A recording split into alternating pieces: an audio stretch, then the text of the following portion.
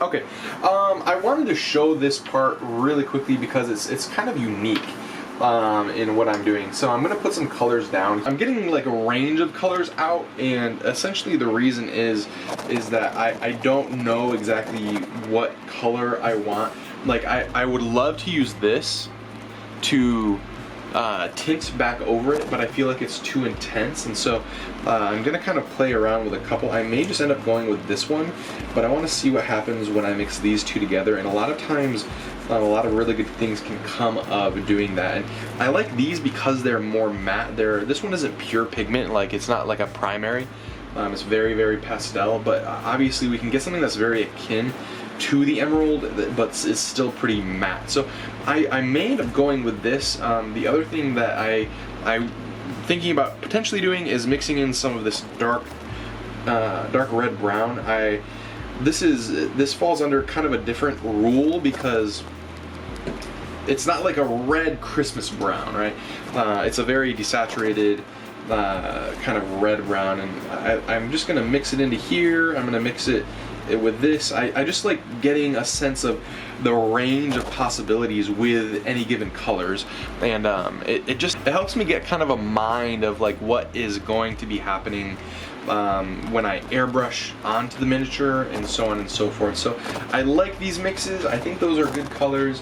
My gut is telling me that those are going to be right, but more than anything I just wanted to show you this little mixing process because it's important. It's an important one. It's important to show the mixing and also to kind of get a feel and a vibe for it.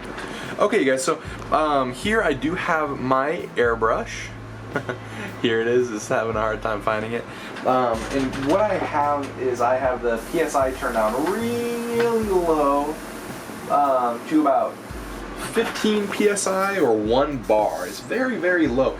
And what we're going to be doing here is we're going to be adding in first a big chunk of water, and then we are going to be very, very slowly adding in some of this turquoise color, and then it's a green color. It's Black Forest Green, this one right here, and then Adriatic Blue, both from scale 75. And now the reason that I'm going with scale 75 on this is that it's going to help me mix kind of an emerald tone like we started with, which I really, really like, but we need to keep this like super, super thin.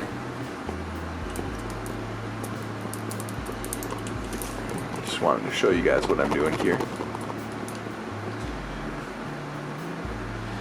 Maybe just a touch darker.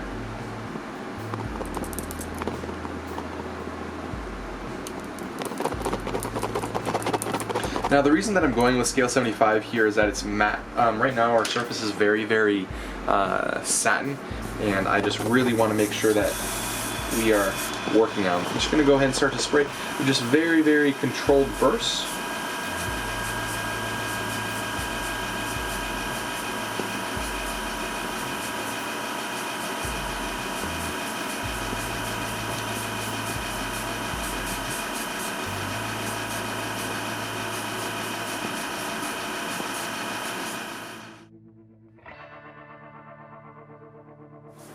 And I just like to make multiple passes of this. I also like to have my hair dryer close by just so that I can dry the whole thing and then do another round of it.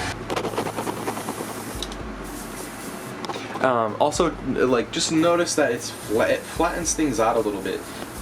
That is the main, it's like one of the things that you tend to fight with any kind of smoothing process, is that it can flatten your work out.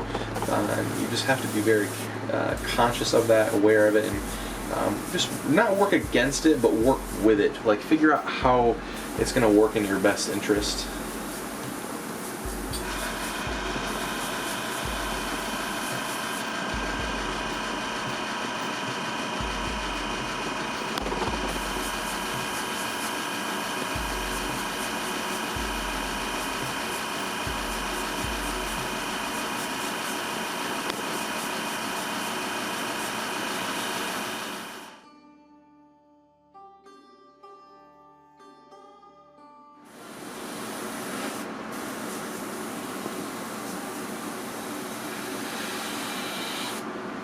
Now, if one particular area is giving you a lot of trouble, you can dry that area. You can use the airbrush as a dryer, and then you can just do another pass over that particular area until it starts to smooth, just like you would with any kind of normal glazing. So.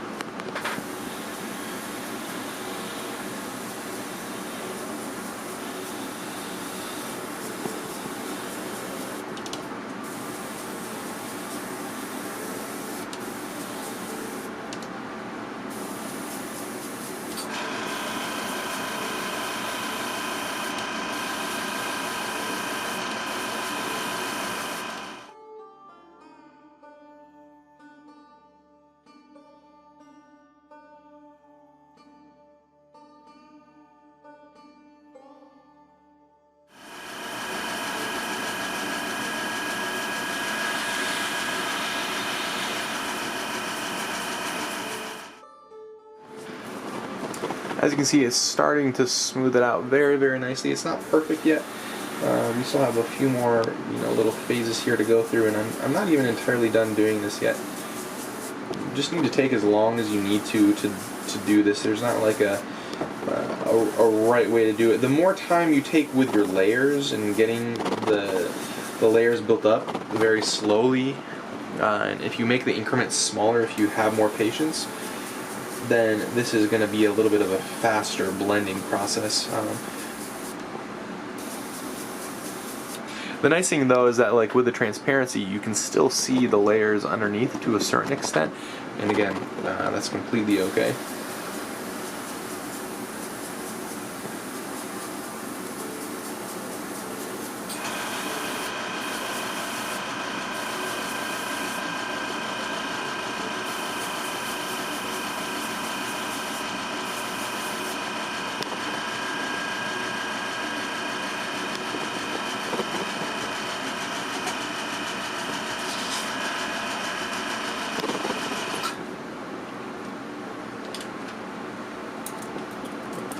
So we're just rinsing out the airbrush here, and what we're going to do now is we are going to go ahead and we're going to take that darker red color, the hull red.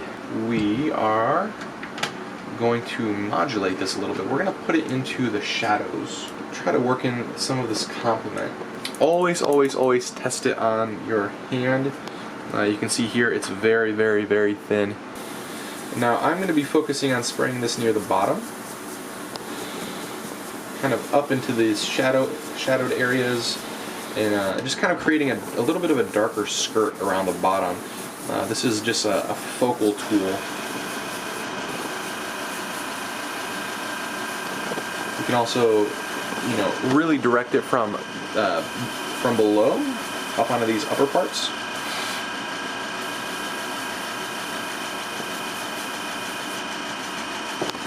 It's almost too thin, so we're going to add just a touch more into. You can see here how much of it's on the brush. There is such a thing as being too thin.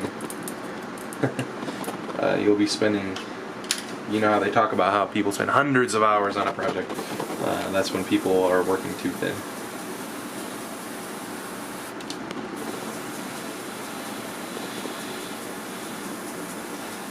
You have to remember too, this guy's probably a little bit dirty from walking trails and paths and so on and so forth.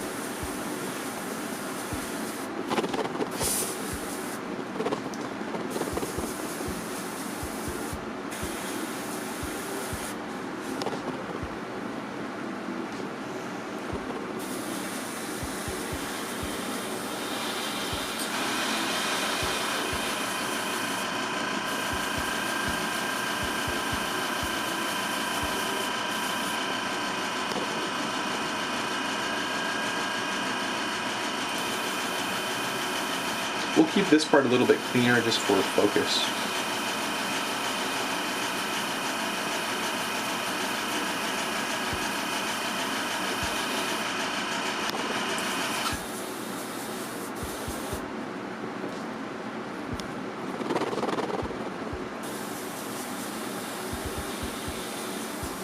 This is also a very important, creative step.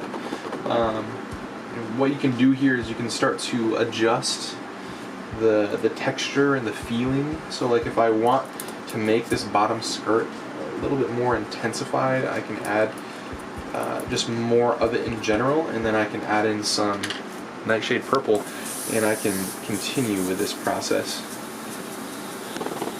I'm kind of liking this dirty feeling around the bottom.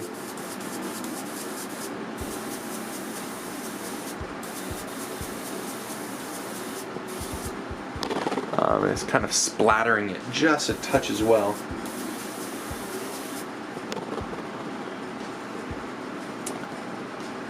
I really like how that looks. Sometimes these things happen. We always goof around and talk about happy accidents. They really are a thing, though. They really do happen, and it's just kind of about throwing caution to the wind a little bit occasionally and just going, hey, I think that this looks really cool, I'm going to pursue it.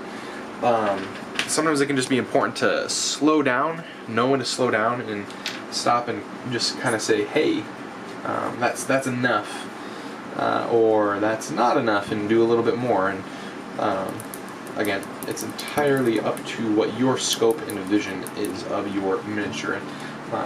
Also, coming back to our reference image, this is different than our reference image. This is not what we originally started off doing, and so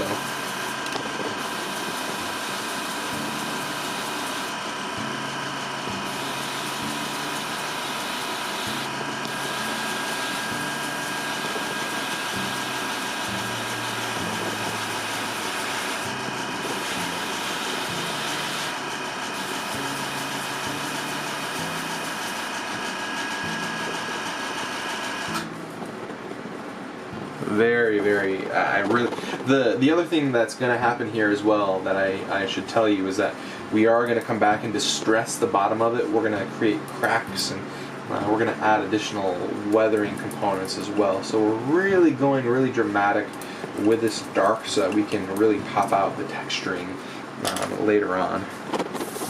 Always as well spray out the remaining liquid that you have in there, because otherwise it can become just way too it can overpower, or it can not make a change, and then you're kind of sitting there like, hey, why aren't I getting a change? And that can be a frustrating feeling. Initially I was thinking about coming in with the flat earth to darken this, or to brighten it up, but we're still going to use the flat earth because it's a part of the mix, but it's just going to become a little bit more of a secondary component to this.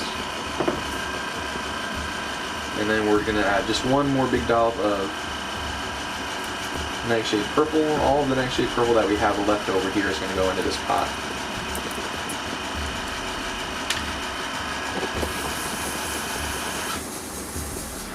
And then we're going to come in here. So we're going to hair dry first.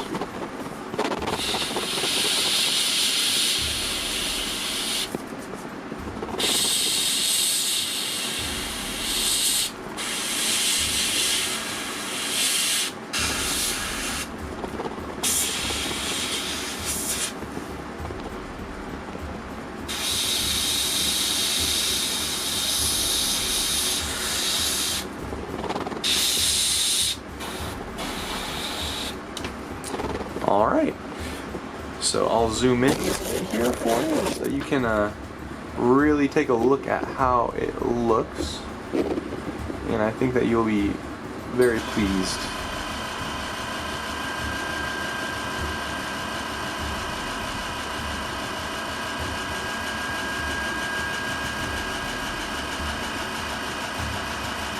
So it needs a little bit more refining, and that is what we are going to be doing with these next parts. Is there's going to be a couple more segments to this, and we're going to be refining, the green part of it just a touch more, and then we're going to finish it off by adding in some distressing and some cracking and so on and so forth. So thank you guys so much for hanging out for this final portion, and yeah, we will see you guys in the next one.